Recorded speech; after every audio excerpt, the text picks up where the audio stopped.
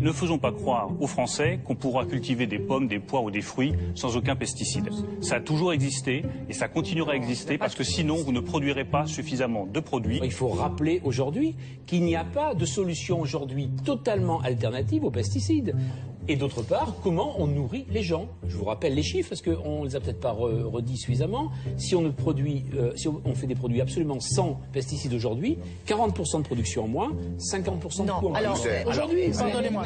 Ça, c'est le premier son de cloche que j'ai entendu lors d'une émission intitulée « Du poison dans nos assiettes ». Les arguments avancés par mes deux contradicteurs semblaient très sérieux. Il y a le marché, il y a les commerçants de proximité, la vente directe se développe. Autre son de cloche, 2 semaines plus tard à Genève, où Olivier de Schutter, le rapporteur spécial des Nations Unies pour le droit à l'alimentation, avait dressé un bilan très critique de la fameuse révolution verte et affirmé au contraire que seule l'agroécologie est capable de nourrir le monde. Monsieur le Président, Excellences, je présente ce rapport à un moment où les prix alimentaires mondiaux ont augmenté pendant 8 mois consécutifs. Cette crise que nous affrontons n'est pas seulement une crise de l'offre, c'est aussi une crise de la pauvreté, c'est une crise de la nutrition et enfin c'est une crise écologique. Des méthodes de production non durables accélèrent le changement climatique et la dégradation des sols, épuisent les réserves d'eau douce, menaçant à terme notre capacité à nourrir la planète. Au sein de la communauté scientifique, un constat s'impose. Il faut changer de cap. Les recettes anciennes ne valent plus aujourd'hui. Les politiques de soutien à l'agriculture visaient à orienter celle-ci vers l'agriculture industrielle. Il faut à présent qu'elle s'oriente vers l'agroécologie partout où cela est possible. Qui croire? Comment nourrir le monde qui comptera 9 milliards d'habitants en 2050? Avec ou sans pesticides? J'ai lu le rapport d'Olivier de Schutter et j'ai décidé d'entamer un nouveau tour du monde. Ma quête vise à découvrir sur le terrain ce qu'est l'agroécologie et en quoi ce modèle s'oppose à celui de l'agriculture industrielle et de la révolution verte, promue depuis plus de 50 ans. Elle vise aussi à comprendre pourquoi aujourd'hui 1 milliard de personnes souffrent de la faim. L'histoire que je vais vous raconter nous concerne tous, car elle engage l'avenir de la planète et de l'humanité.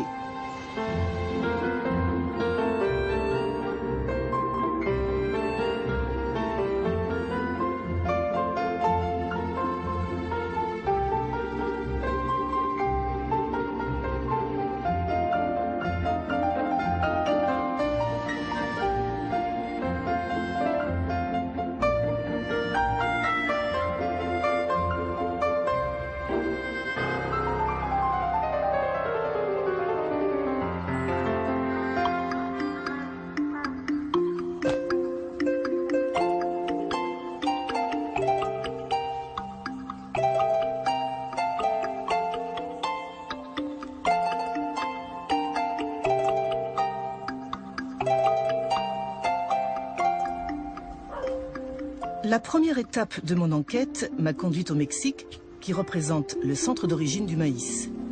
Née il y a 9000 ans, dans ces montagnes du sud du pays, la plante sacrée des Aztèques est aujourd'hui la céréale la plus cultivée au monde. Si je suis venue rencontrer Eleazar et Teresa, c'est parce qu'ils pratiquent un système agricole développé bien avant la conquête espagnole, qui est considéré comme l'un des modèles les plus accomplis de l'agroécologie. Baptisé Milpa, il consiste à semer en même temps des graines de maïs, de haricots et de citrouilles.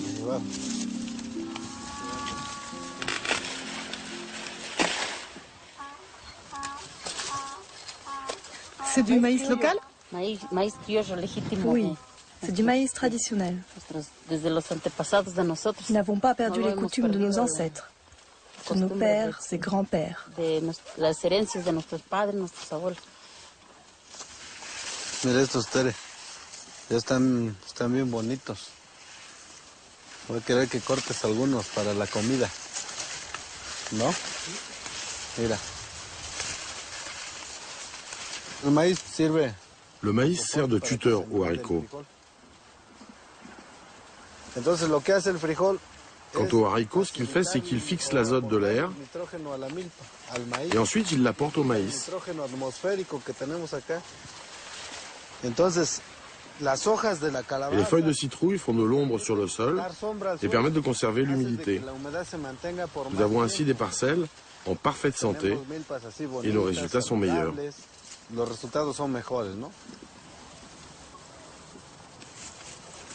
Dans le système de la milpa, il n'y a pas de mauvaises herbes, car y compris les adventices, c'est-à-dire les plantes sauvages qui poussent au milieu des cultures, ont de multiples fonctions, comme l'akawal, un cousin du tournesol. Pour nous, ce ne sont pas de mauvaises herbes. Au contraire, nous les laissons pousser dans la parcelle parce que nous les donnons à manger aux animaux.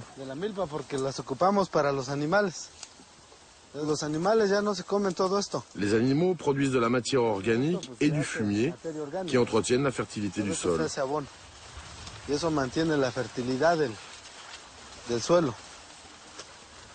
Le système de la milpa est un circuit fermé.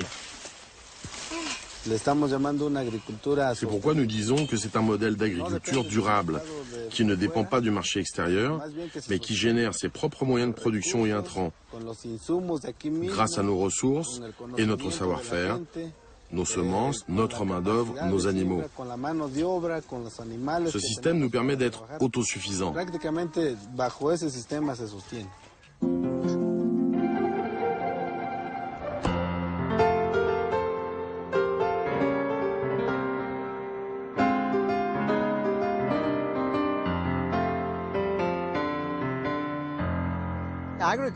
L'agroécologie est l'antithèse de l'agriculture industrielle parce qu'elle n'est pas une agriculture basée sur des intrants mais sur des processus. Elle ne repose pas sur des monocultures qui ont besoin d'intrants en énergie, pesticides, engrais chimiques, mais elle s'appuie sur une série de principes comme l'accroissement de la biodiversité, le recyclage, l'augmentation des matières organiques du sol, l'intégration d'animaux, etc. Par exemple, la milpa est un système de polyculture typique de l'Amérique centrale, mais si on va dans d'autres régions, on trouvera d'autres combinaisons de cultures, dont l'interaction produit des synergies qui rendent le système beaucoup plus productif que les monocultures.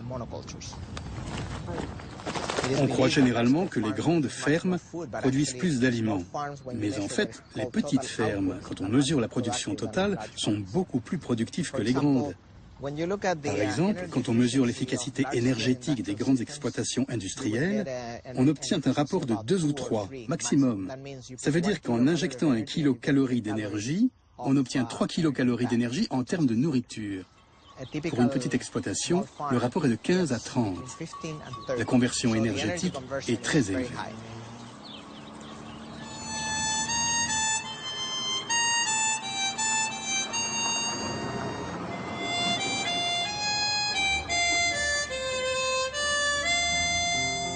Dale Lesser exploite 480 hectares de soja et de maïs transgénique dans le Midwest américain. Contrairement à Eleazar, son collègue mexicain, il est obligé de racheter chaque année de nouvelles semences car les OGM sont protégés par un brevet. Ses coûts de production ne cessent d'augmenter en raison de la résistance développée par les insectes et les mauvaises herbes aux pesticides chimiques ou transgéniques. C'est du maïs transgénique ? Oui, cette variété est ce qu'on appelle un OGM triple. Elle comprend un gène pour la pyrale du maïs, un autre pour la chrysomèle des racines du maïs et un gène de résistance à l'herbicide Roundup. La semaine dernière, nous avons rencontré au Mexique un producteur de maïs qui pratique le système de la milpa. Vous savez ce que c'est ? Non, j'ai jamais entendu parler. C'est une combinaison de plantes. On cultive en même temps des citrouilles, des haricots et du maïs. Quels sont d'après vous les avantages ? J'imagine que si on a plus de biodiversité, on a moins de problèmes avec les parasites. Comme nous avons ici une grande diversité d'aliments pour les insectes, ceux-ci s'attaquent un peu au maïs, un peu aux haricots, un peu aux citrouilles ou aux herbes qui poussent dans la parcelle. Au bout du compte, ils ne constituent jamais un problème. C'est le problème des monocultures. Si tu fais du maïs et du maïs, finalement les parasites sont de pire en pire. Et tu dois utiliser tellement de pesticides et d'herbicides que c'est très mauvais pour l'environnement. Ici, nous n'appliquons absolument rien. Ni engrais, ni insecticides, ni herbicides. Aucun produit chimique pour contrôler les ravageurs ou les mauvaises herbes.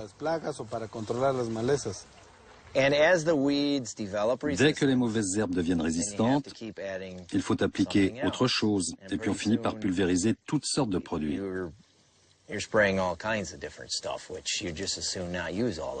Pour éviter tous ces produits, certains agriculteurs préfèrent n'utiliser que le Roundup. Parce que c'est simple, très simple, tant qu'on n'a pas de mauvaises herbes résistantes au Roundup. Avec la technologie, on s'en sort toujours, mais avec tous ces produits chimiques, on est toujours un peu inquiet. Pour votre santé? Oui, pour les effets que ça peut avoir sur la santé. On ne les voit pas tout de suite, mais au bout de 25 ans. Et pour vos enfants? Ouais, ou pour les consommateurs qui vont boire l'eau, ou pour les nappes phréatiques.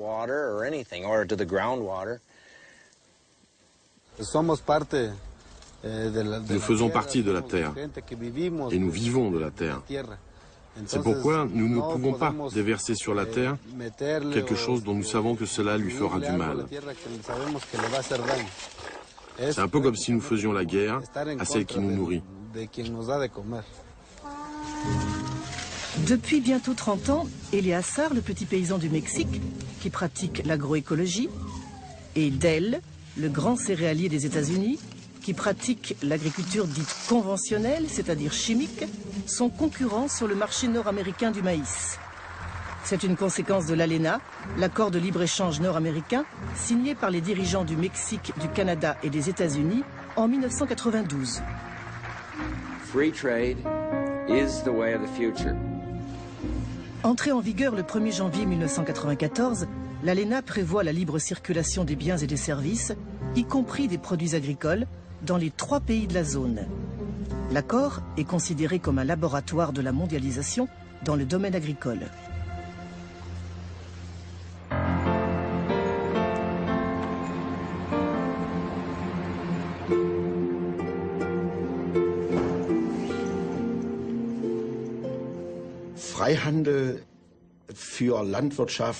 Dans le domaine de l'agriculture, le concept de libre-échange est tout simplement une farce. Car en agriculture, il y a toujours des entorses à la règle. Ces entorses ont pour conséquence que les grands producteurs, et particulièrement ceux des pays développés, profitent largement du marché mondial. Ils profitent de subventions pour la production, pour avoir de l'énergie bon marché et de l'électricité bon marché. Le résultat, c'est que ces producteurs sont incapables de dire aujourd'hui quels sont leurs coûts réels et leurs revenus réels.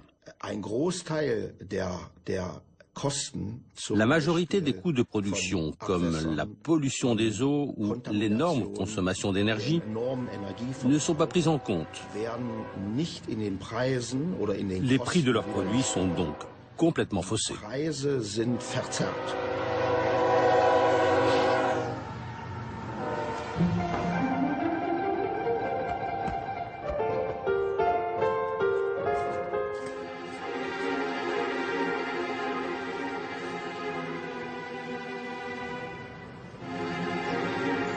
En 1992, David Pimentel a publié une étude intitulée « Les coûts environnementaux et économiques de l'usage des pesticides ». Pour la première fois, il a évalué les coûts indirects que génère l'agriculture chimique. Parmi eux, la mort d'insectes bénéfiques, d'abeilles, d'oiseaux ou de grenouilles, la contamination de l'eau et de l'air et les maladies que provoquent les pesticides chez les paysans, les riverains ou les consommateurs. Résultat, il y a 30 ans, la facture américaine s'élevait à 10 milliards de dollars par an. La quantité de pesticides qui atteint sa cible est très faible.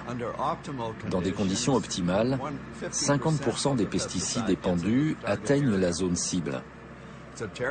C'est un terrible gâchis qui tue des oiseaux, des poissons, pollue l'eau et affecte la santé publique, avec des morts et des gens qui finissent à l'hôpital. Tout cela fait partie des 10 milliards de dollars de dommages.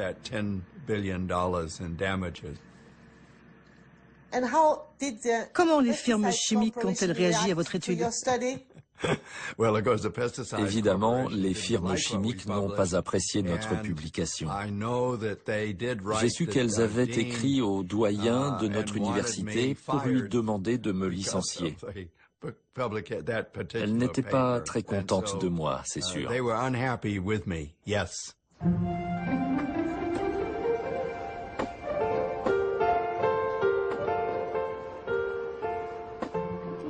En 2008, une étude publiée par le Parlement européen a confirmé les estimations de David Pimentel.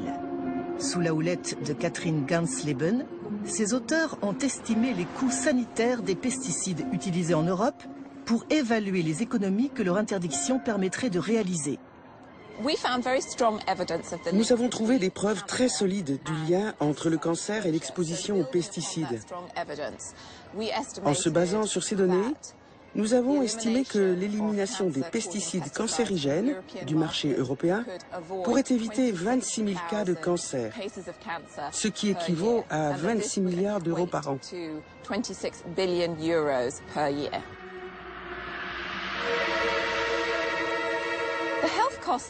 Les coûts sanitaires associés aux pesticides représentent ce qu'on appelle des externalités. Ce sont des coûts qui ne sont pas incorporés dans le prix payé par le consommateur quand il achète un aliment dans un supermarché. Si nous décidions d'inclure ces coûts dans le prix payé par le consommateur, le coût des aliments augmenterait inéluctablement.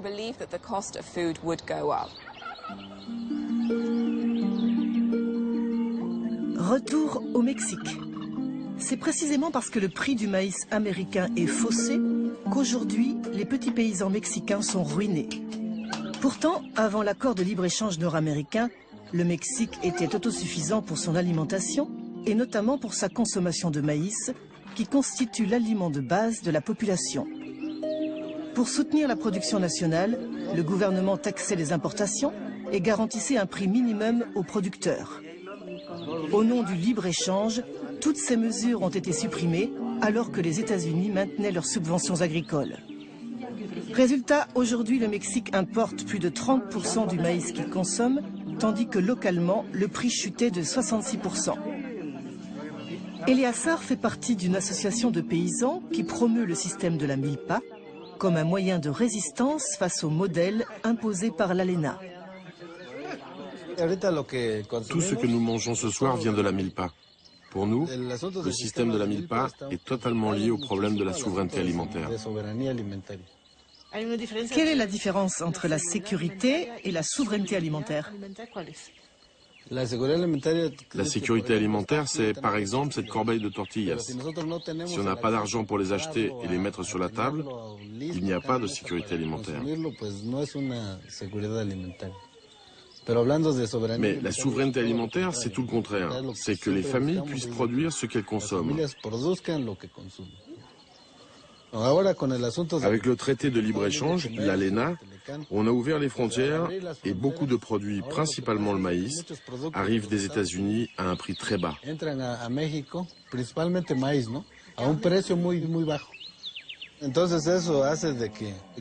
résultat, c'est qu'il y a beaucoup d'émigration, moins de motivation pour travailler dans l'agriculture, donc moins de paysans.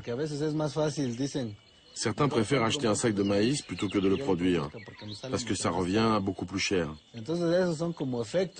La conséquence de l'ALENA, c'est que beaucoup ont dû arrêter l'agriculture et émigrer.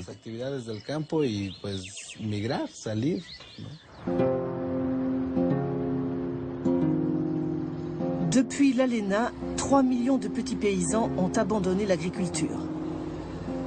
Chaque année, 500 000 Mexicains ont rejoint clandestinement les États-Unis. Les autres ont migré dans les bidonvilles de Mexico, où ils survivent grâce aux expédients de l'économie informelle. À l'instar de plus d'1 milliard de personnes dans le monde, ils font partie des pauvres urbains qui souffrent de ce que l'ONU appelle la faim silencieuse. Aujourd'hui, 19 millions de Mexicains souffrent de malnutrition. C'est dans ce contexte d'urgence alimentaire qu'Olivier de Schutter a effectué une mission officielle en juin 2011. Malheureusement, il ne fut pas possible de filmer ces rencontres avec le gouvernement mexicain. Pour cette occasion exceptionnelle, les organisations paysannes avaient organisé un colloque baptisé « La faim n'attend pas ». Nacional campesino con el título del hambre no espera.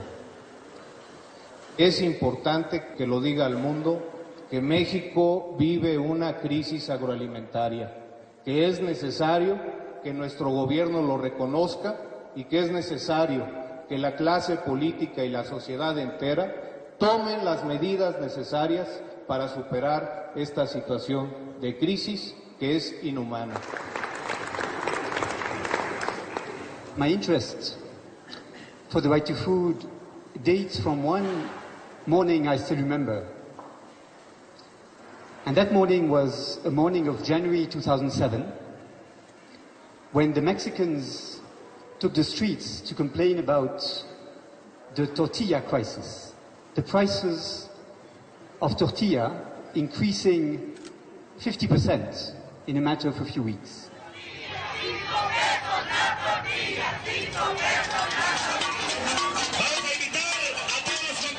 And I noted that the production was above average levels, that the imports of maize were above average levels.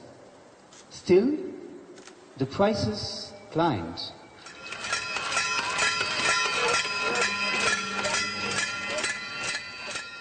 And the prices climbed because a small number of very powerful companies dominating the system of distribution of maize were using their power on the market to impose these price spikes on the consumers. Cargill, Maseca Archer Daniels Midland, Minsa Arancia Corn Products, Agroinsa.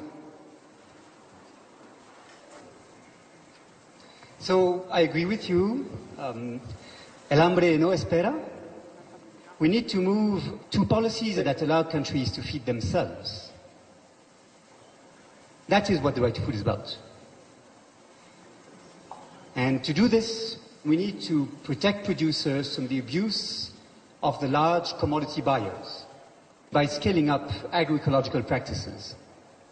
I believe that we need to reduce the dependency of food production on fossil energies. And I believe that we need to reduce the environmental impacts of agriculture as it is predominantly practiced today.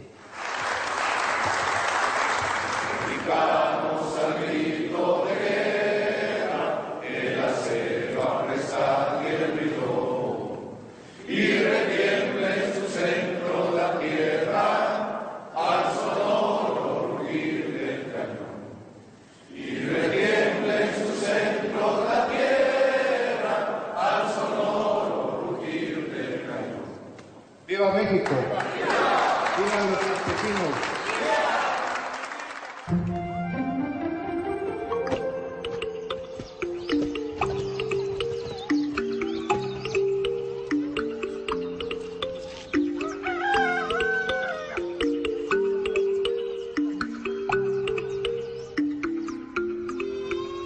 La deuxième étape de mon enquête m'a conduite au Malawi, un pays de 15 millions d'habitants, où la moitié de la population vit dans un état de pauvreté extrême, avec un revenu inférieur à 1 euro par jour. Autant dire qu'ici, comme dans de nombreux pays du Sud, on ne mange pas tous les jours à sa faim. D'après les Nations Unies, la malnutrition tue chaque jour 24 000 personnes, dont 10 000 enfants. Les victimes sont majoritairement africaines. Je suis arrivée au Malawi en décembre 2011. Dans les campagnes planait le spectre de la faim, car la saison des pluies accusait beaucoup de retard. Comme en 2005, où la sécheresse avait provoqué une grave crise alimentaire.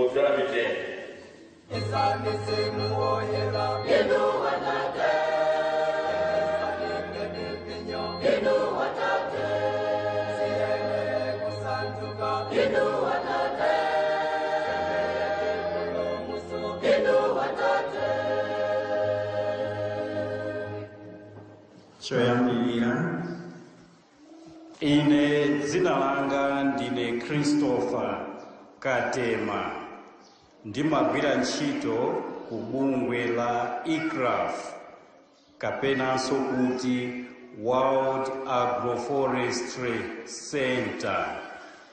Mbewu iyi ndi mbewu ya Glycidia, kotero kuti pa maekala awiri ndi hafu ngati titadzala mitengo ngati iyi pakamatha zaka zitatu titha kukolola chimanga chopanda fertilizer chosachepera matani asanu.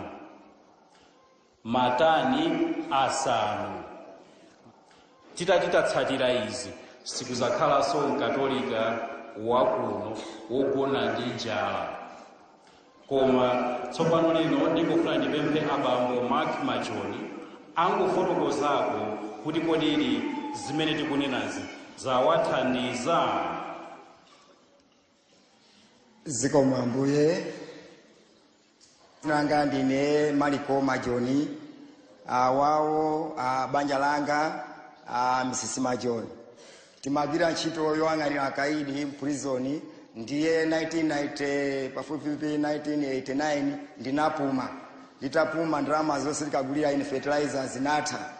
Chocho ndinayamba kuva kuti ICRAF amadzala chimanga ndi mitengo. Chocho ndapita kukawafunsa, nditawafunsa amene wawo anabwera kuzandiphunzitsa. Pakali pano tinganene kuna kuti mukafuna kuti ndikuphunzitseni mutakubwera.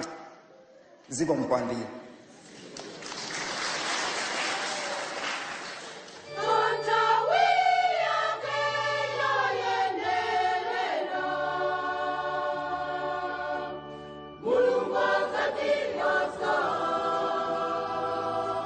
Au Malawi, plus de 75% de la population vivent dans les zones rurales où l'agriculture constitue le principal moyen de subsistance.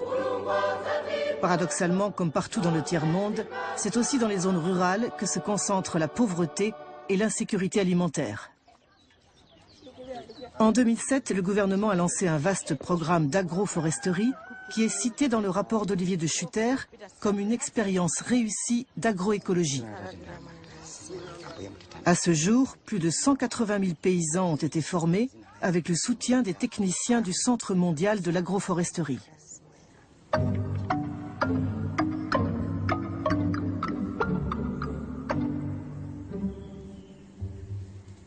Nos sols sont naturellement très pauvres en azote et phosphore, qui constituent les éléments les plus importants pour la production agricole.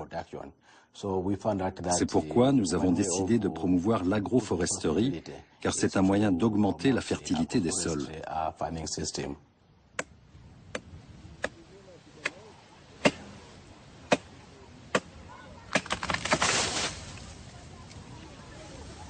Marc et Hilda Majoni sont des pionniers de l'agroforesterie qu'ils pratiquent depuis une vingtaine d'années.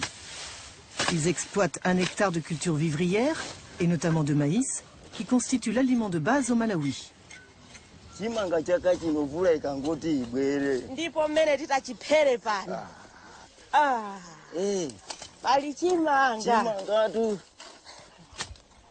Dans leur champ, Marc et Hilda utilisent comme engrais les feuilles de Gliricidia, un arbre qu'ils ont planté autour de leur culture, mais aussi en alternance avec les plants de maïs. L'opération d'enfouissement doit être répétée 3 fois par an.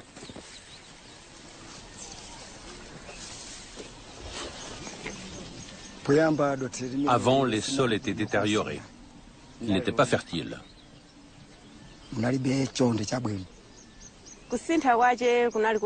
Nous avons constaté de grands changements 4 ans après avoir planté les arbres.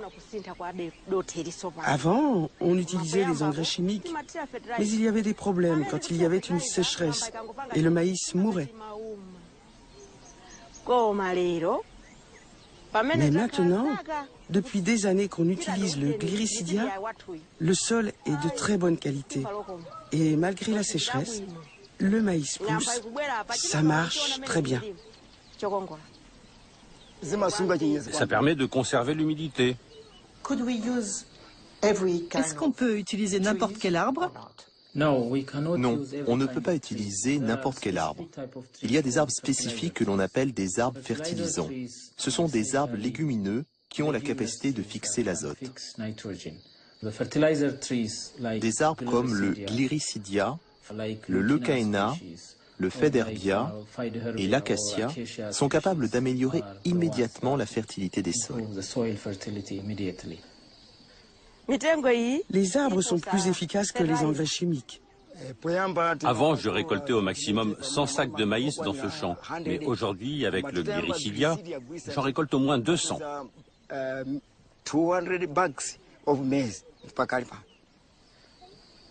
Dans ces parcelles, les rendements sont multipliés au minimum par 2 ou par 3.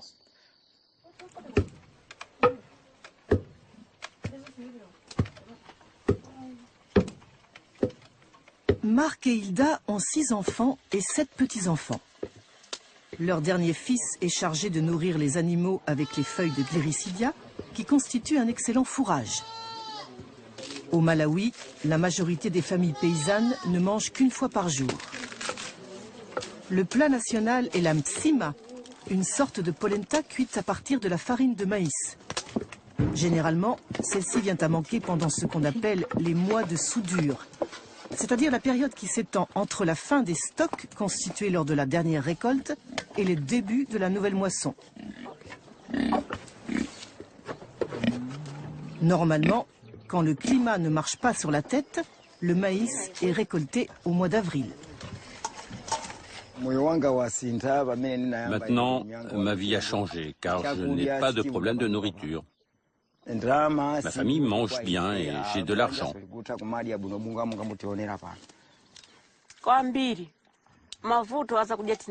Avant, dès novembre et parfois septembre, nos réserves de maïs étaient épuisées. En décembre, janvier, février, mars, on souffrait de la faim. Mais maintenant, grâce au Gliricidia, nous avons suffisamment de maïs. Nous en vendons à nos voisins et nous sommes heureux. J'ai des copains à l'école qui ne mangent pas bien parce que leur père n'utilise pas le Gliricidia et ils ne récoltent pas assez. Moi et mon frère, nous pratiquons cette agriculture dans nos champs. Nous souhaitons pour nos enfants et notre pays, le Malawi, que chaque personne ait ses arbres.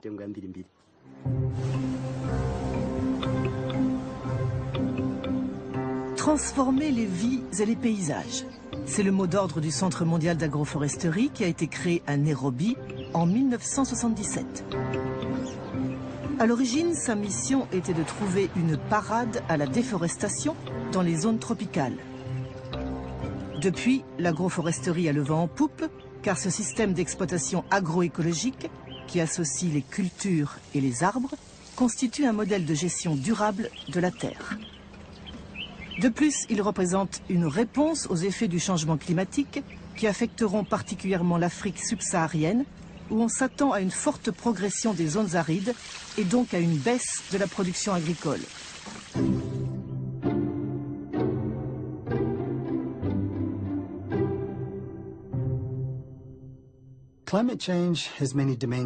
Il y a deux manières de combattre le changement climatique. Soit on essaie de réduire l'émission de gaz à effet de serre dans l'atmosphère, soit on essaie de réduire leurs effets. Les arbres sont excellents pour séquestrer le dioxyde de carbone présent dans l'atmosphère. Ce sont des champions pour l'intégrer dans leur bois et le sol. Si nous augmentons la quantité d'arbres dans l'environnement, nous augmentons aussi notre capacité à stocker le dioxyde de carbone de l'atmosphère. C'est le bénéfice des arbres et les arbres sont fantastiques. Pour les chercheurs de Nairobi, l'agroforesterie ne concerne pas que les pays du Sud, mais aussi ceux du Nord, où les adeptes de l'agriculture industrielle et de la fameuse révolution verte ont fait disparaître les arbres des surfaces cultivées. Or, l'agriculture industrielle est responsable de 14% des émissions de gaz à effet de serre, car c'est une grande consommatrice d'engrais et de pesticides chimiques fabriqués avec du pétrole ou du gaz. Pour les spécialistes de l'agroforesterie, il est urgent que les pays développés revoient leur modèle agricole ou dominent les monocultures.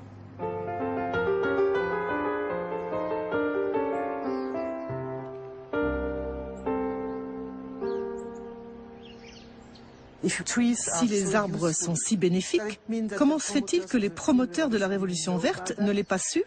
Le postulat de la Révolution verte, c'est que la production d'aliments est la chose la plus importante qui soit. Certes, c'est extrêmement important.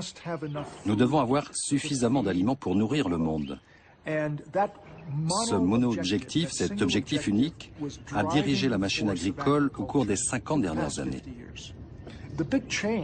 Le grand changement, c'est que la société a commencé à comprendre que l'agriculture ne se réduit pas à la production d'aliments.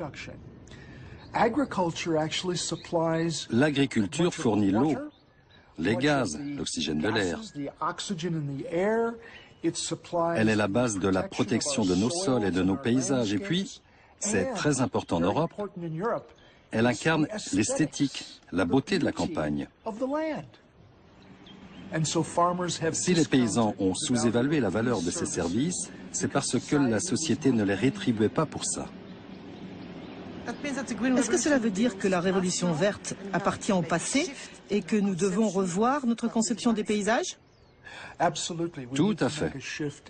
Nous devons revoir notre manière d'évaluer les paysages en visant un nouvel équilibre entre le besoin d'augmenter la production alimentaire et celui de protéger nos paysages. N'oublions pas que partout où la révolution verte a été appliquée, les sols ont perdu leur valeur et leur qualité. Et il faut absolument régénérer ces sols.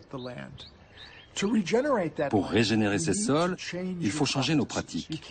Nous ne pouvons pas continuer à cultiver de la même manière, année après année.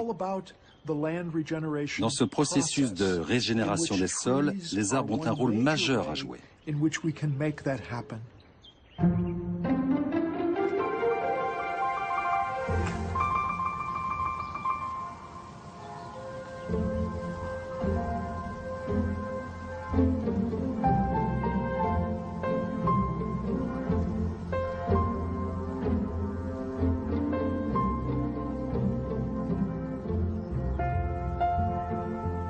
Changer les pratiques. C'est aussi le mot d'ordre de Manfred Wenz et son fils Friedrich, deux agriculteurs biologiques qui exploitent une ferme de 33 hectares aux portes de la Forêt Noire. Pourtant, au début des années 1960, Manfred fut un fervent promoteur de l'agriculture industrielle. Pendant 15 ans, il a cultivé à grand renfort d'engrais et de pesticides chimiques. Ça a commencé en 1955 avec la culture du maïs hybride qui venait de France. Au début, on n'avait pas de problème avec la pyrale du maïs. Mais au bout de 3 ou 4 ans, c'était de pire en pire et on a commencé à épandre des insecticides par hélicoptère. Et on avait un répit pendant un certain temps. Oui, je me souviens de la première fois où on a utilisé les hélicoptères. Il y avait des gens au bord de la route qui disaient « C'est pas possible, ils sont devenus fous ». Comment était votre sol? Il était parfait quand j'ai commencé l'agriculture dans les années 1950. Mais 15 ans plus tard, il était tout dur et très clair. Il n'y avait plus d'humus. C'était une catastrophe. En 1967, on a eu un problème avec un insecticide, la simazine, qui ne marchait plus du tout.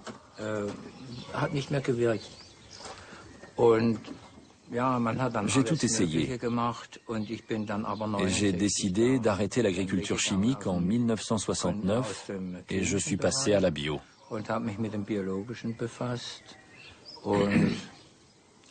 Pendant 10 ans, ça n'a pas été facile parce que dans ma tête, je continuais à penser conventionnel. Labourer, travailler dur, bouger le sol. Et en 1980, j'ai connu le docteur Cumming qui m'a appris la technique du non-labour.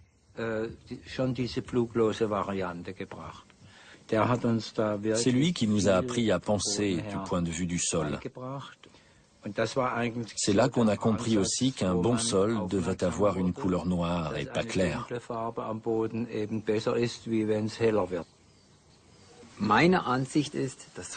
Pour moi, le XXe siècle fut le siècle de la chimie, notamment dans l'agriculture. Le XXIe siècle sera définitivement celui de la biologie.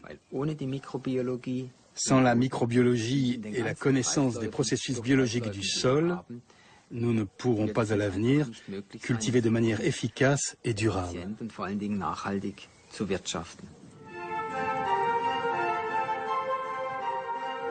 Manfred et Friedrich pratiquent ce que l'on appelle les techniques culturales simplifiées.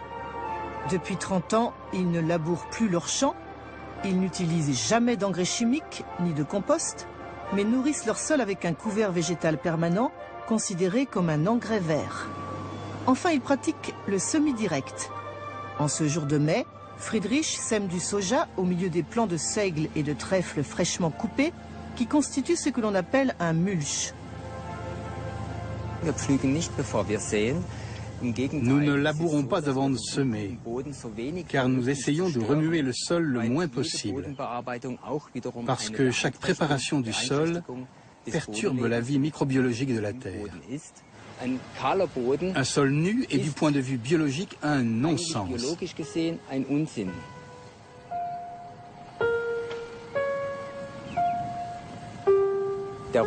Le seigle fabrique beaucoup de matières sèches et donc de carbone.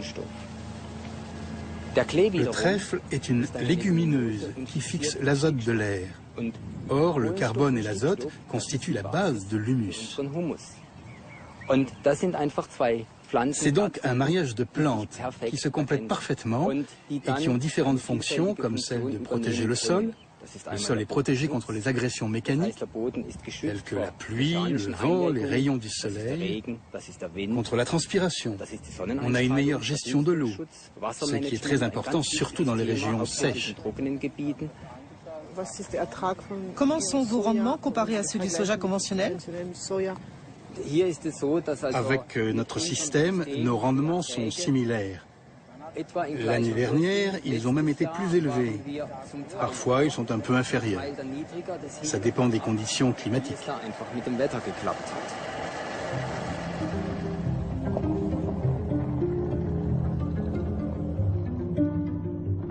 La question des rendements est au cœur des études menées par l'Institut Rodel. Pendant 30 ans, ces chercheurs ont comparé les performances de l'agriculture conventionnelle et biologique pour les 3 grandes cultures américaines, le soja, le blé et le maïs. Celles-ci ont été cultivées sur des parcelles expérimentales côte à côte. Résultat, l'agriculture biologique entraîne une réduction de 45% de la consommation d'énergie et de 40% des émissions de gaz à effet de serre.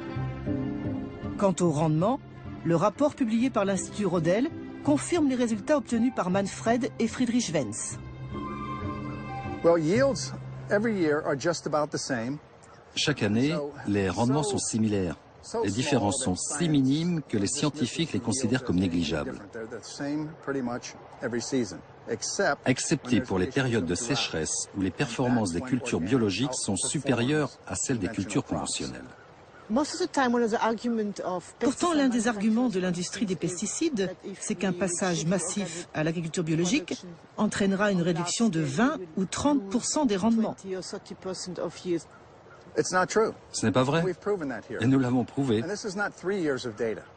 Et pas sur 3 ou 5 ans, mais sur 30 ans.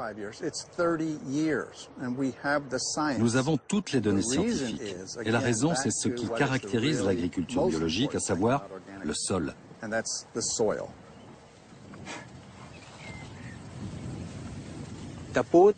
Le sol est la clé.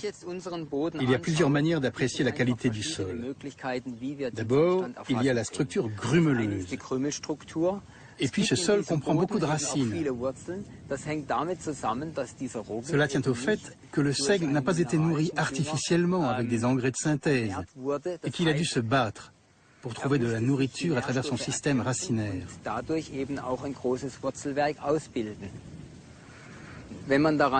Ensuite, quand on le sent, on a cette odeur de forêt, et c'est la preuve que la microbiologie du sol fonctionne à merveille. Le résultat, on le voit, quand on prend un morceau de terre et qu'on le met dans un verre d'eau, la terre ne se décompose pas immédiatement, car elle est très ferme. C'est ça l'humus.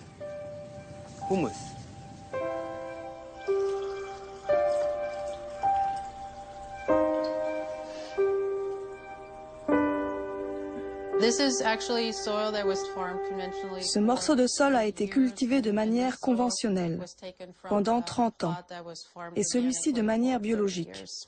On voit comment la structure du premier ne tient pas. Il se défait facilement. L'eau est très trouble, tandis que là, l'eau est encore claire et la structure originelle du sol se maintient. Dans le cas d'une sécheresse, si un peu de pluie est tombée au début de la saison, ce sol sera capable de conserver l'eau plus longtemps pour que les plantes s'en servent. À l'inverse, dans le cas de fortes pluies, le sol biologique absorbera l'eau plus rapidement, une capacité que n'aura pas le sol conventionnel. Dans ce cas, l'eau va ruisseler de la surface, en érodant le sol, polluant les eaux souterraines et de surface avec les herbicides et les pesticides qui ont été utilisés. Nous avons besoin de systèmes stables qui ne marchent pas que dans des conditions optimales, mais qui sont capables de répondre à des conditions extrêmes. Et malheureusement, ça va être de plus en plus fréquent. Pour Friedrich et Manfred, l'avantage de l'agriculture biologique, c'est aussi la stabilité financière que garantit leur système agricole. Grâce à la réduction des coûts de production, ils économisent 500 € par hectare et par an. Ces atouts financiers, ainsi que le problème de l'érosion des sols conventionnels, attirent de nombreux candidats à la conversion qui participent aux journées portes ouvertes organisées chaque année au mois de juin. À la mi-mai, je n'aurais pas osé vous amener ici. C'était affreux. Vu les conditions climatiques qu'on a eues en hiver, je suis plutôt satisfait.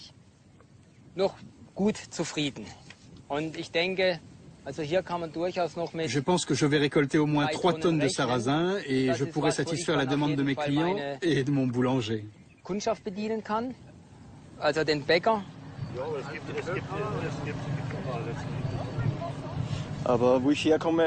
Je suis venu ici parce que j'ai beaucoup de problèmes d'érosion de mes sols. J'espère les régler avec cette méthode.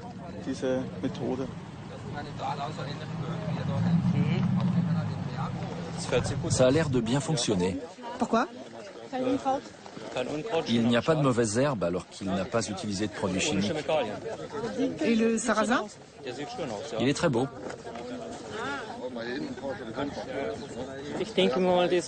Tout ce que nous montre Friedrich est une solution pour améliorer ma pratique. Et leur savoir est important? Oui, très important. C'est comme une petite graine qui donne envie de continuer. Ça vous donne de l'espoir? Oui, beaucoup d'espoir.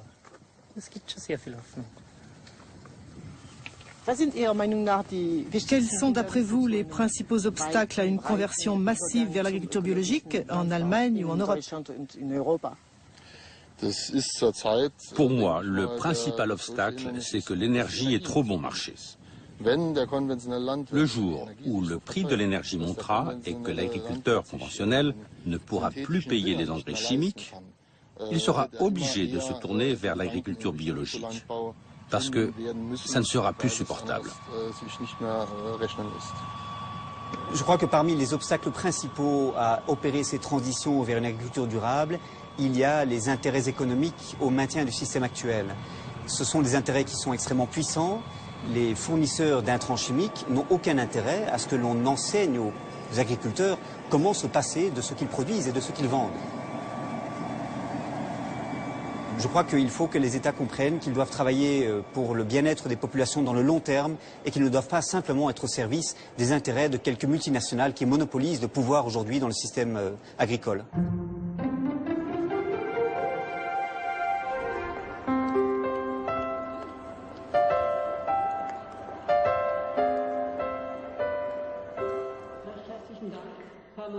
Hans Herren dirigeait un rapport qui fit beaucoup de bruit en 2008. Intitulé « L'agriculture à la croisée des chemins », sa rédaction avait mobilisé 400 scientifiques internationaux sous la houlette de l'ONU et de la Banque mondiale. Approuvé par 60 pays, le rapport concluait que le système de production des aliments devait être revu de fond en comble.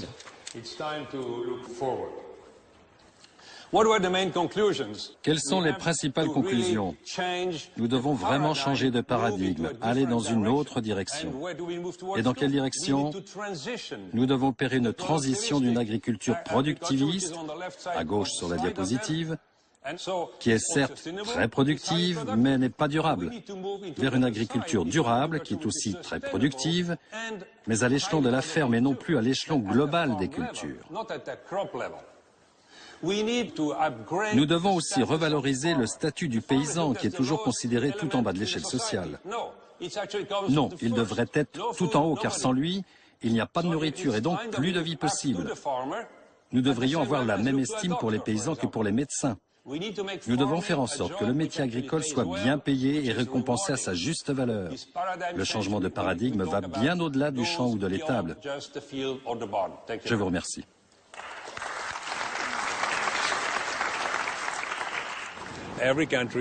Chaque pays doit être responsable de son agriculture en investissant dans ses propres paysans, dans ses propres scientifiques, dans ses propres institutions, afin de soutenir le changement de paradigme. Il est clair que pour cela, nous avons besoin du savoir des paysans, mais aussi de science et de technologie. La clé, c'est de trouver comment nous pouvons marier les innovations et le savoir des paysans. Pour cela, il faut rattraper 50 ans de retard dans la recherche pour une agriculture durable.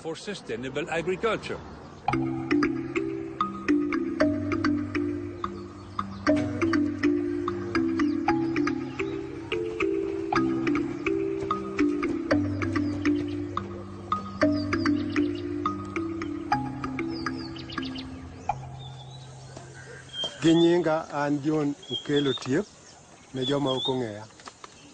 Arwakoru e farm na be kama wabiro puonjore gigo matin ma wanyalo neno. Jathurwa moro kotelo loka kocha to wacho ni yes we can. I'm saying that we can. With push-pull, we can. Push-pull is a technology where you don't have to apply any pesticide, any fertilizer, any herbicide. Still, you can increase the yield and increase soil fertility. And I would like to see at least 1 million people here to adopt it. If there are 10 people in a family, you can see 10 million people to be food secure immediately in this country. Le docteur Zahir Khan est un entomologiste indien qui a commencé sa carrière aux États-Unis avant de rejoindre l'ICIP, un centre de recherche international sur les insectes financé par des fonds privés et publics. Il est l'inventeur d'une technique agroécologique pour laquelle il a reçu de nombreuses distinctions académiques. Baptisée push-pull, en français répulsion, attraction, elle permet de lutter contre les parasites du maïs qui, comme au Malawi, constituent l'aliment de base.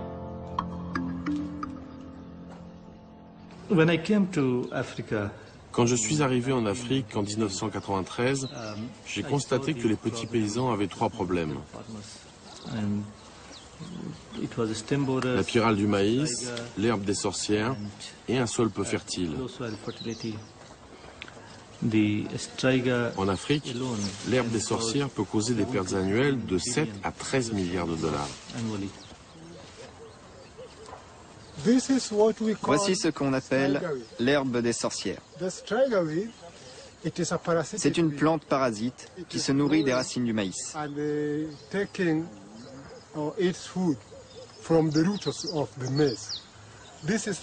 Voici le type de maïs que j'obtenais avant sur ma ferme. Je travaillais très dur, mais cela ne suffisait pas à nourrir ma famille.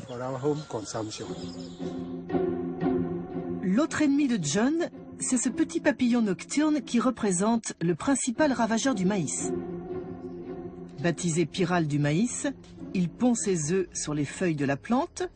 Les larves se transforment en chenilles qui creusent des galeries au cœur des tiges, provoquant d'importantes baisses de rendement.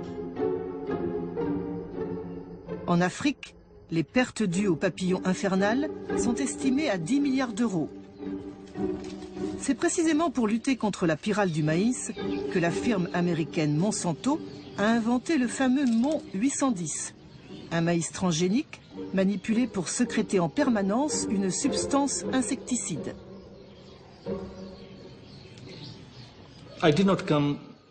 Je n'ai pas découvert la technologie push-pull tout de suite. Il m'a fallu beaucoup de temps pour trouver une technique qui permette de résoudre tous ces problèmes. Il a fallu aussi beaucoup de recherches pour comprendre la communication entre plantes et insectes ou entre les plantes elles-mêmes et pour choisir soigneusement les plantes capables de repousser mais aussi d'attirer les insectes tout en contrôlant l'herbe des sorcières et en augmentant la fertilité des sols. Dès le début du projet, nous avons travaillé étroitement avec les paysans pour choisir des plantes qui présentaient un avantage économique pour eux. John et sa femme Pérez exploitent une ferme de 2 hectares. Ils ont adopté le push-pull en 2008. 3 ans plus tard, ils ont complètement éliminé l'herbe des sorcières et la pyrale du maïs et ont définitivement renoncé aux engrais et pesticides chimiques ainsi qu'aux OGM que Monsanto essaie d'introduire au Kenya. La méthode de contrôle biologique inventée par le Dr Khan repose sur l'action de 2 plantes, le desmodium et l'herbe à éléphant qu'il a sélectionné parmi 600 végétaux africains.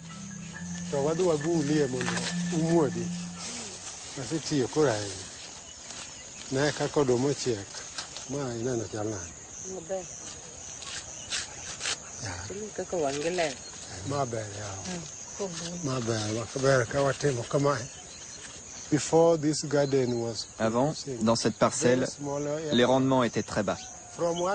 Dans un demi-hectare, je récoltais 2 sacs de 90 kilos. Les rendements sont passés de 2 sacs à 22 ou 24 sacs.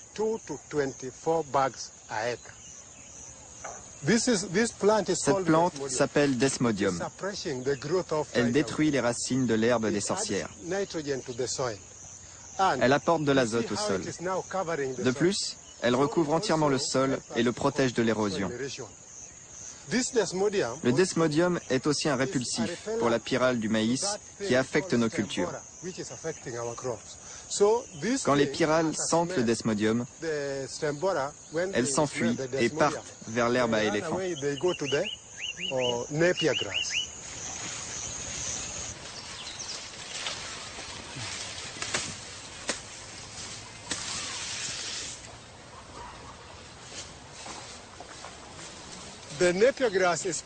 L'herbe à éléphant est plantée autour du champ de maïs. Elle attire la pyrale, qui a été repoussée par le desmodium. La pyrale aime l'herbe à éléphant, qui produit une substance gluante. Quand les pyrales pondent leurs œufs sur les feuilles de l'herbe à éléphant, les larves meurent.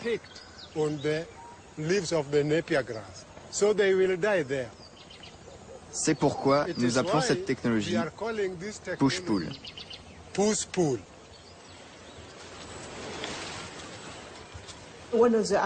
L'un des arguments utilisés par l'industrie des pesticides, c'est que l'agroécologie et le push-pull est une méthode écologique de contrôle des ravageurs. C'est revenir à l'âge de pierre. Que répondez-vous?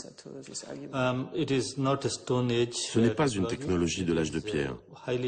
Au contraire, elle est basée sur de la science de très haut niveau, car il faut bien comprendre la chimie de la plante.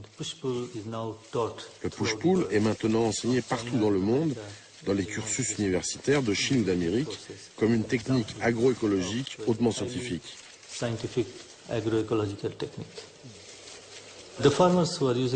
Les paysans qui utilisent la technique du push-pull comprennent beaucoup mieux les systèmes agraires. Ils sont plus habiles et pratiquent l'agriculture d'une manière bien meilleure que les paysans qui se contentent d'acheter une bouteille de pesticides et de l'appliquer. La technique du push-pull a permis à John et Pérez de diversifier leurs productions agricoles. Ils ont agrandi leur cheptel de chèvres et vaches laitières qu'ils nourrissent avec l'herbe à éléphant et le desmodium. Grâce à ce fourrage riche en protéines, la productivité du lait a été multipliée par 3. Le couple a fait construire une nouvelle maison pour héberger sa nombreuse famille. Il l'appelle la maison du push-pull. Pérez récolte les semences de desmodium qu'elle vend aux nouveaux adeptes du push-pull. À ce jour, 50 000 paysans kényans ont adopté la technique. Désormais autosuffisante, la famille tire aussi des revenus substantiels de sa production de maïs.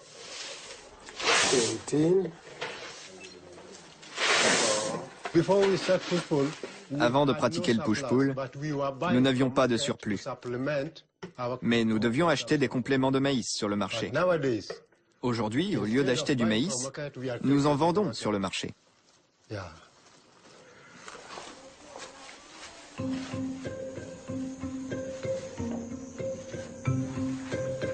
Le push-pull est présenté comme une technique agroécologique durable et efficace dans un rapport publié par les Nations Unies en 2008. Intitulé l'agriculture biologique et la sécurité alimentaire en Afrique, il s'appuie sur une quinzaine d'expériences en Afrique de l'Est et conclut que l'agroécologie permet d'augmenter les rendements d'au moins 120% dans un délai de 3 à 10 ans. Après avoir rappelé qu'en Afrique subsaharienne, le nombre de personnes souffrant de la faim a augmenté de 20% au cours des 20 dernières années, les experts de l'ONU encouragent les décideurs politiques à considérer, je cite, d'un œil nouveau les promesses de l'agriculture biologique. L'agriculture biologique est basée sur les savoirs locaux, sur les ressources et les intrants locaux. Le mot décisif est local, avec en plus un souci de prévention et de régénération, c'est-à-dire on crée les moyens de production sur une base durable.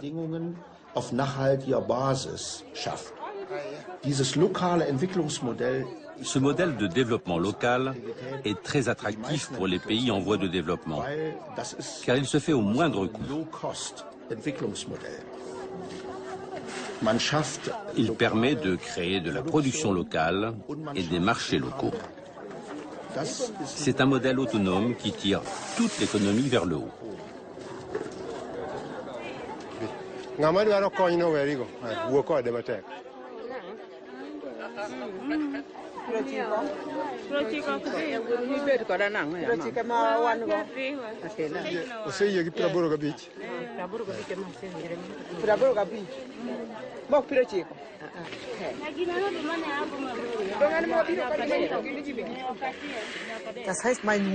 Cela veut dire que l'on devrait soutenir les petits producteurs activement et publiquement?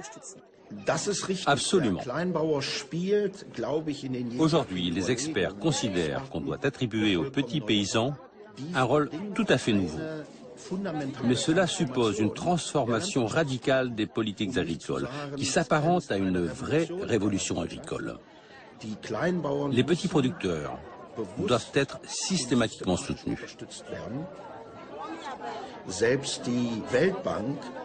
Même la Banque mondiale, dans un rapport récent, a estimé que chaque dollar investi dans l'agriculture engendre 3 dollars d'activité économique,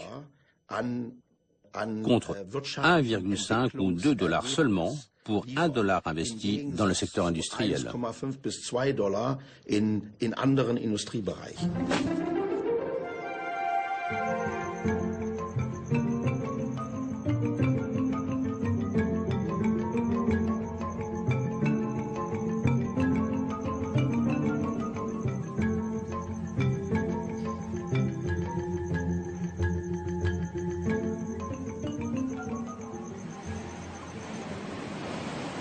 L'histoire du Sénégal est exemplaire.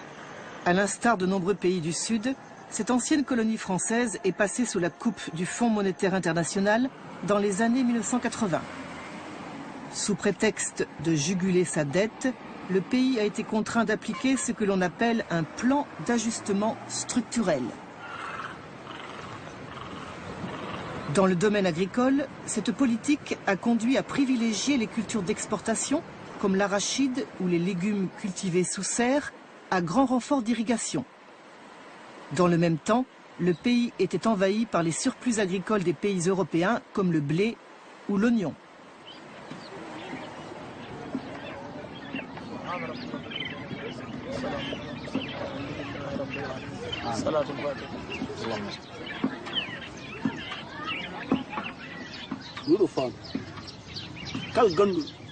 haalnomi dañ bare haalnomi fandu bandu ko aduna Allah woni ɗo ko dessin aduna Allah woni ɗo hollir ɗuɗo fandu ganden aduna ko koko jokkodir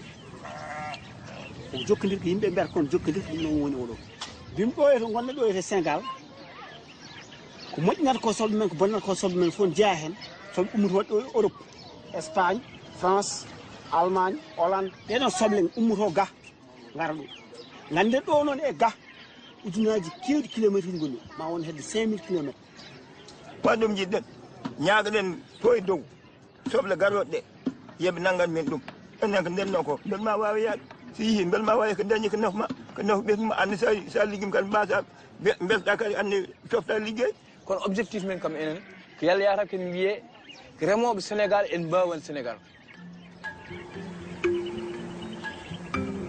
En 2006, alors que la dépendance alimentaire du Sénégal ne cessait de progresser, le gouvernement a pris une décision iconoclaste. Il a interdit l'importation des oignons de février à juillet, c'est-à-dire pendant les 6 mois de la production nationale. Or, avec le riz, l'oignon est l'aliment le plus consommé du pays. Ibrahim Sall est père de 9 enfants. Il cultive des tomates, du riz et des gombos sur une parcelle au bord du fleuve Sénégal. Mais en ce mois d'avril, c'est son champ d'oignons, situé à l'intérieur des terres, qui mobilise toute son attention.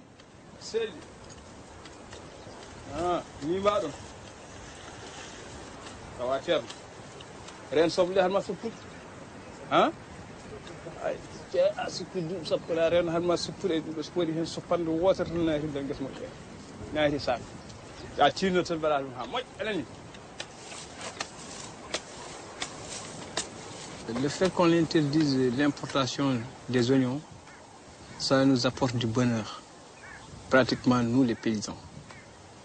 Si par exemple maintenant on ne protège pas les oignons, c'est toute une filière, c'est toute une chaîne.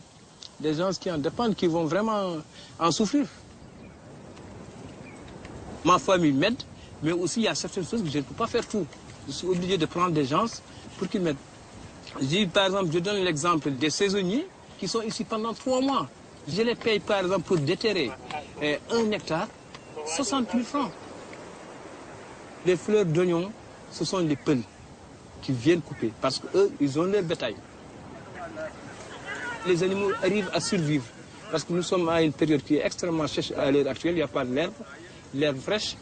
Donc c'est avec ça qu'ils arrivent à nourrir leurs animaux.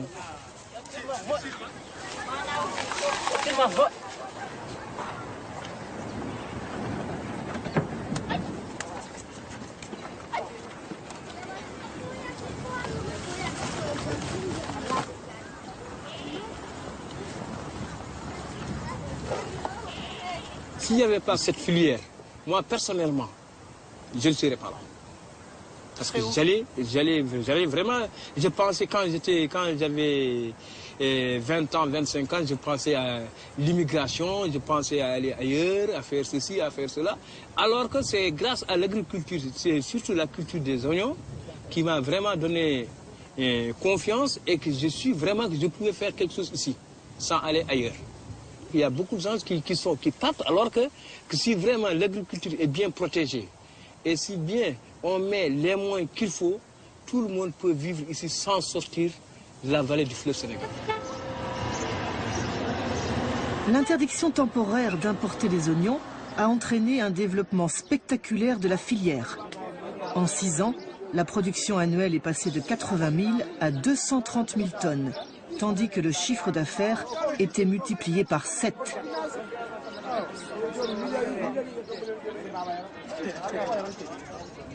Ibrahim vend sa production bord-champ, comme on dit ici, à un banabana, un intermédiaire qui se charge du transport des oignons du champ jusqu'à Dakar. Ce jour-là, Ibrahim n'est pas satisfait, car les marchés de la capitale sont saturés d'oignons et le prix s'est effondré.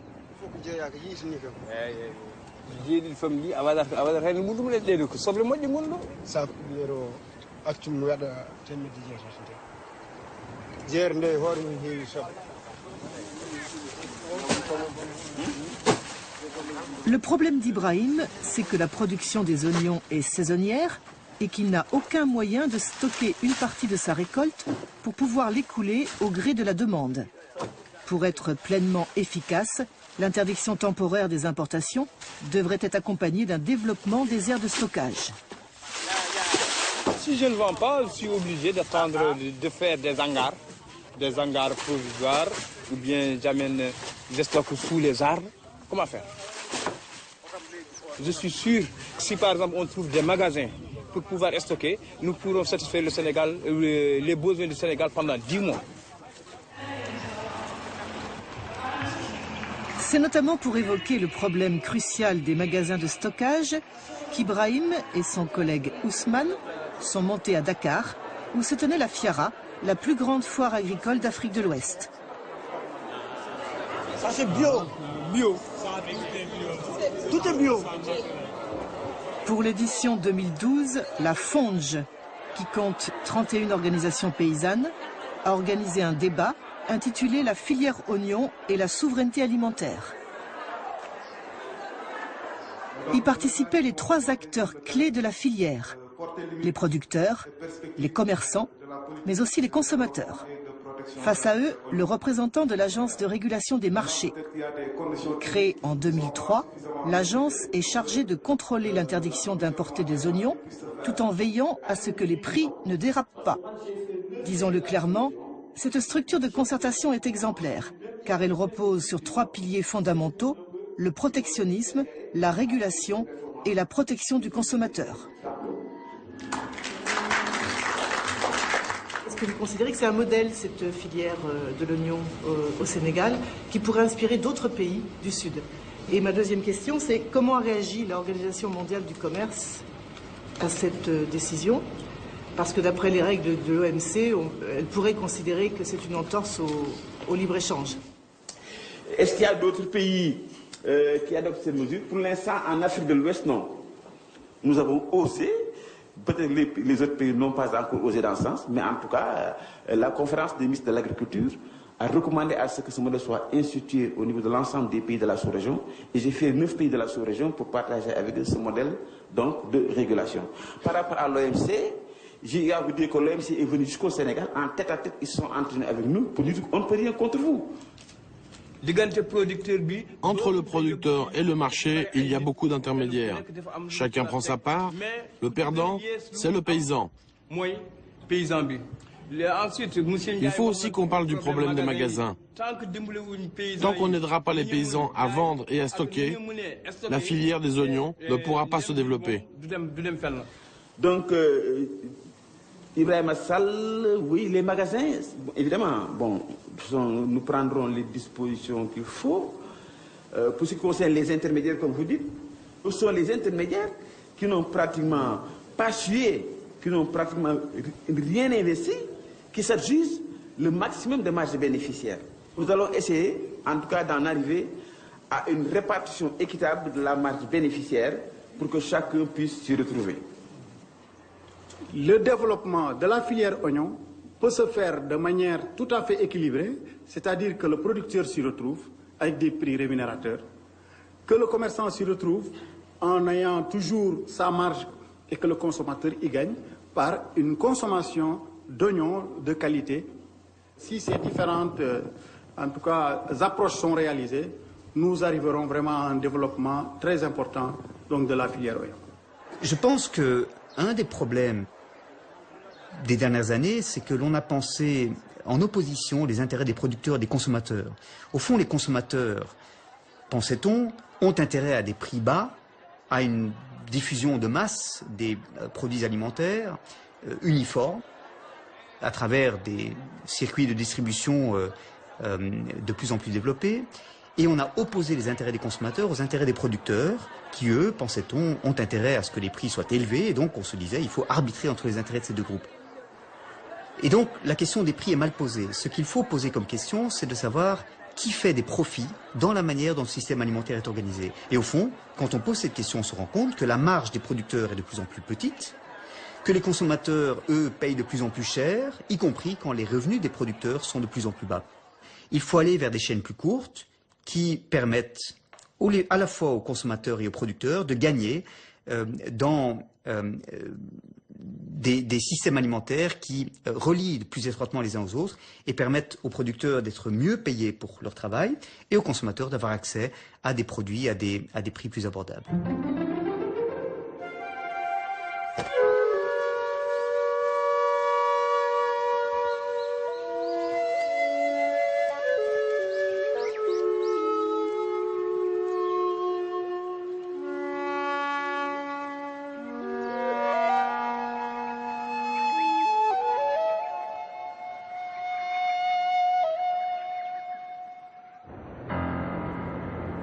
Avec ses 130 millions d'habitants, le Japon est l'un des pays le plus dépendant du monde pour son alimentation. Il importe près de 60% des denrées qu'il consomme, à l'exception du riz, pour lequel il est autosuffisant. En effet, depuis la fin de la Seconde Guerre mondiale, le gouvernement soutient la production de l'aliment de base de la population en taxant lourdement les importations. Résultat, on trouve des rizières partout dans l'archipel, dans les vallées, les montagnes et y compris dans les villes. Comme ici à Ogawa, une ville de 40 000 habitants située à 60 km de Tokyo. C'est ici qu'est installé Yoshinori Kaneko, qui pratique l'agriculture biologique depuis 40 ans. Avec une caractéristique, il est totalement autonome, que ce soit pour les moyens de production ou pour la vente de ses produits. Sur ses 3 hectares, Kaneko cultive des céréales, des oléagineuses, mais aussi une grande variété de fruits et de légumes. Je fais 60 légumes dans l'année et une centaine d'espèces végétales différentes. En japonais, on appelle les paysans des yakusho, ce qui veut dire celui qui cultive 100 choses. Les consommateurs sont contents d'avoir plein de légumes différents et puis l'agriculture, ce n'est pas comme dans l'industrie. Si on ne fait qu'une sorte de culture, ça provoque des maladies et des parasites. La nourriture qui constitue la vie et la santé n'a rien à voir avec les produits industriels. Chaque légume est unique. 100 légumes, ce sont 100 vies qui me sont confiées. Derrière les tâches agricoles se cache une philosophie qui explique l'incroyable harmonie qui règne sur la petite ferme. Ici, tout est traité avec beaucoup de soin. Les plantes, les arbres ou les animaux, dont le bien-être est capital. Fils de paysan depuis plus de 10 générations, Kaneko a coutume d'expliquer sa démarche par une anecdote. Dans les années 1960, alors que le Japon voulait moderniser son agriculture, son père s'est lancé dans l'élevage intensif de vaches laitières et pour lui, ce fut le début des problèmes. Mon père avait 30 vaches. Chaque vache fait 30 kilos de fumier par jour. Donc, on avait 1 tonne de fumier par jour qu'on ne pouvait pas écouler. De plus, les vaches étaient en mauvaise santé, donc je suis revenu aux fondamentaux de l'élevage.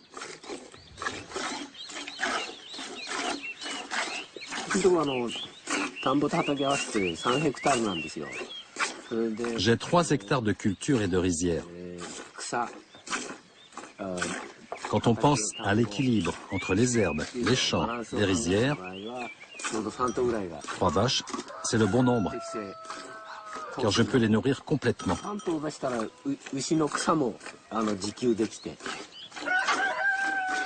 J'achète juste du sel à l'extérieur et rien d'autre.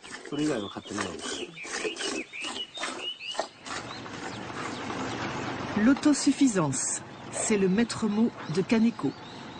Chez lui, rien ne se perd, car tout fait partie du cycle de la vie. Les déchets produits sur la ferme sont recyclés pour alimenter la production agricole, qui fonctionne en circuit fermé, comme le fumier des vaches qui constitue la base du compost. Les débris de végétaux, comme le marc de soja, sont mélangés aux excréments animaux ou humains pour fermenter dans une cuve. Le méthane, produit par la décomposition des matières organiques, est récupéré et sert d'énergie pour la cuisine.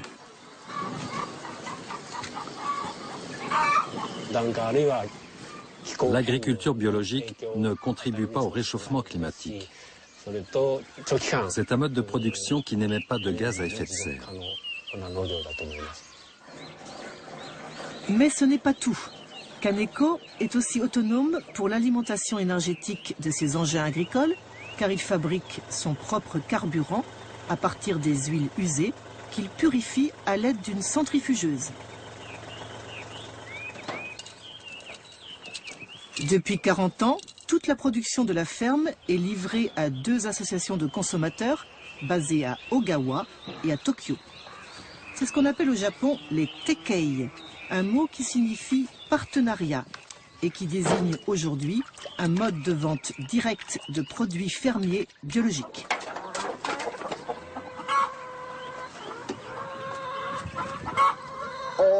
Ici, tout est bio. Le mouvement des Tekei a été créé en 1971 en même temps que la Fédération japonaise de l'agriculture biologique, dont Kaneko fut un membre fondateur. Je collabore avec 30 familles de consommateurs. Nous avons une relation très proche, comme dans une vraie famille. Et nous partageons la même exigence de qualité.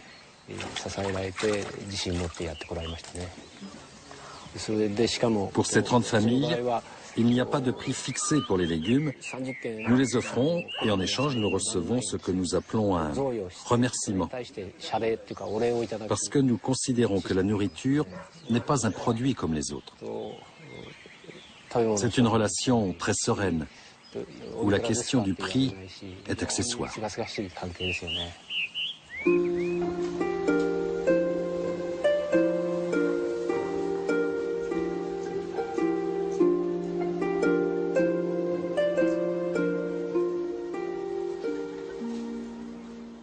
Dans quel contexte économique et social sont nés les Tekei?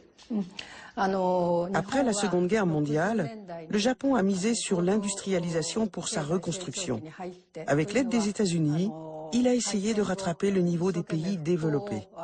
Dans les années 1960, Le pays a connu un énorme développement économique et un peu partout dans le pays sont apparues des maladies liées à la pollution, comme la maladie de Minamata, due à la pollution par le mercure, la maladie de Itai-Itai, provoquée par l'intoxication au cadmium, et les asthmes de Yokkaichi, dus à la pollution atmosphérique.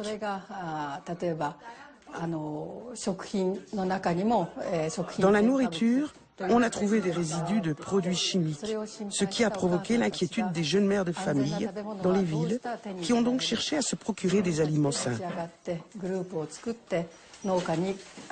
Elles ont créé des associations et elles ont contacté des paysans pour leur demander de produire des aliments biologiques. Ce mouvement des jeunes mères de famille est à l'origine des Tekei au début des années 1970.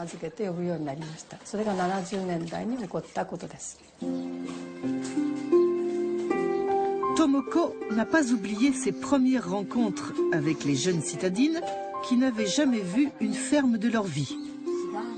Aujourd'hui, le système est bien rodé. Les paniers sont préparés 2 fois par semaine en fonction des goûts des familles avec qui les Kaneko collaborent depuis près de 20 ans. Ça fait partie des bonnes choses du Tekei. J'enregistre dans ma tête tous les besoins des consommateurs. Je sais que telle famille aime ceci, telle autre aime plutôt cela. Si une famille aime beaucoup les concombres, j'en mets plein dans le panier. Si au contraire, elle ne les supporte pas, je mets autre chose à la place. Je fais le panier à peu près sur mesure. Généralement, quand on parle de consommateurs et de producteurs, on pense à une relation basée sur le profit. D'un côté, il y a celui qui veut vendre ses légumes le plus cher possible. De l'autre, celui qui veut les acheter le moins cher possible. C'est plutôt une relation un peu conflictuelle. Dans les Tekei, c'est différent. Les producteurs et les consommateurs collaborent pour que l'agriculture puisse continuer dans les meilleures conditions possibles et produire des aliments sains qui profitent à tous. Ce qui est important dans cette relation, c'est que les gens nouent des liens. Il ne s'agit pas seulement de vente et d'achat de produits, c'est ça le principe du Tekei.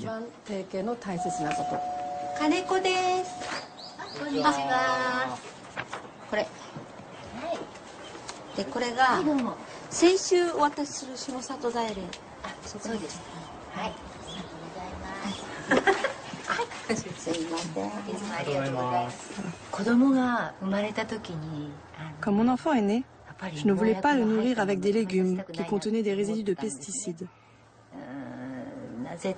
Car je pense que c'est très mauvais pour la santé. Les légumes des Kaneko sont très bons. C'est pourquoi je continue de m'approvisionner chez eux. Est-ce que vous savez que ce système des Tekei est repris un petit peu partout dans le monde maintenant? Est-ce que vous êtes au courant de ça? Non, je ne savais pas.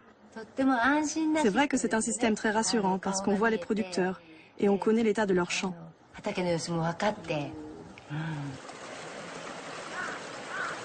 De fait, le système des Tekei a le vent en poupe, comme aux États-Unis où les CSA, mot à mot, l'agriculture soutenue par la communauté, ont été créés dès 1985.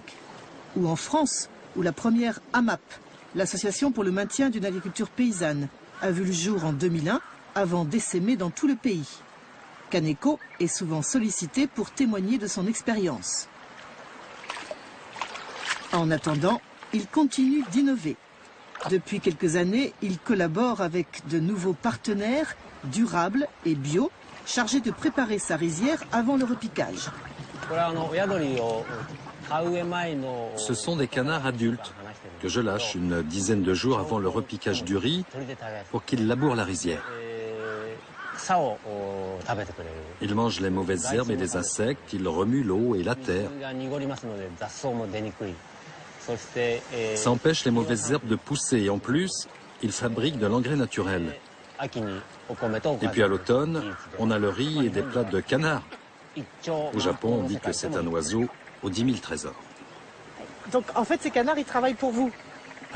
Oui, je les considère comme ma mère et en fait, j'ai du mal à les manger.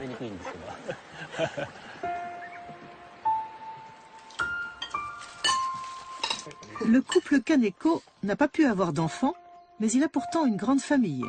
Tous les repas sont partagés avec le chef de culture, mais aussi avec les stagiaires japonais et internationaux qui se succèdent depuis 30 ans.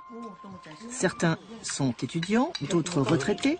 Tous envisagent de s'installer en agriculture biologique en suivant les enseignements de celui qu'ils considèrent comme leur maître.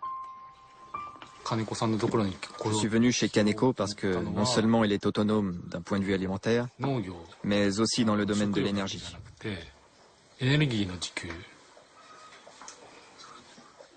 Tous les légumes sont bons. Et moi aussi, mes légumes sont bons. Et je peux comparer, mais ces légumes sont meilleurs que les miens. Tout ce qu'il y a sur la table vient de la ferme? Oui, tout vient de la ferme, sauf le poisson. Il n'y a pas de poisson dans la province de Saitama. Est-ce que vous pensez que l'agriculture biologique pourrait nourrir le Japon? Oui, je pense que oui. L'État et les experts disent que c'est impossible, mais mon expérience montre que c'est possible.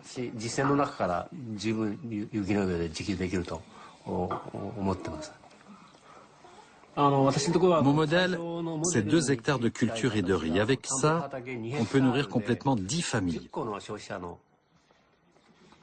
Si on divise 2 hectares par 10 familles, chaque famille a besoin de 20 arts pour se nourrir. Or, au Japon, chaque habitant dispose en moyenne de l'équivalent de 4 arts. Donc, une famille de 5 personnes peut être autosuffisante.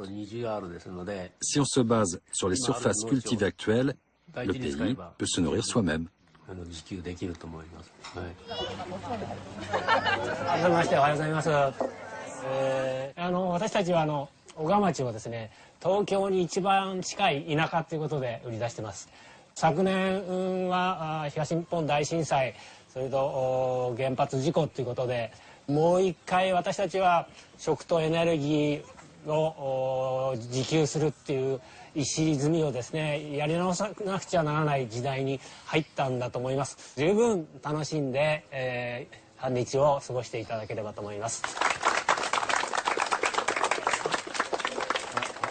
Chaque année, le 10 juin, Kaneko organise ce qu'il appelle la fête du saké, en hommage au vin ancestral produit par fermentation du riz.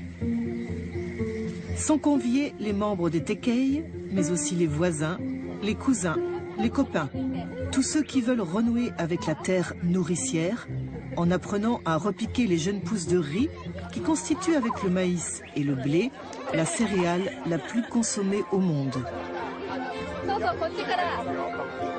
En voyant ces femmes, ces hommes et ces enfants venus de la ville pour aider Kaneko, le paysan bio, à ensemencer la rizière qui les nourrira, j'ai repensé aux paroles que j'avais entendues 1 an plus tôt sur un plateau de la télévision française et qui assuraient qu'on ne pourrait pas nourrir le monde sans pesticides. Et je me suis dit que c'était précisément les pesticides et le modèle agronomique et économique qu'ils incarnent qui affamaient le monde.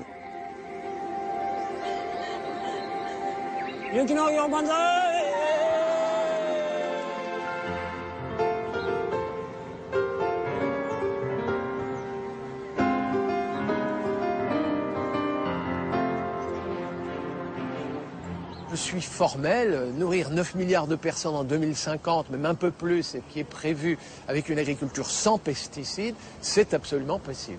Je suis absolument formel là-dessus, mais par contre, c'est savant. C'est-à-dire que c'est une agriculture qui évitera la monoculture, qui évitera de ne mettre qu'une seule espèce, qu'une seule variété dans un même champ.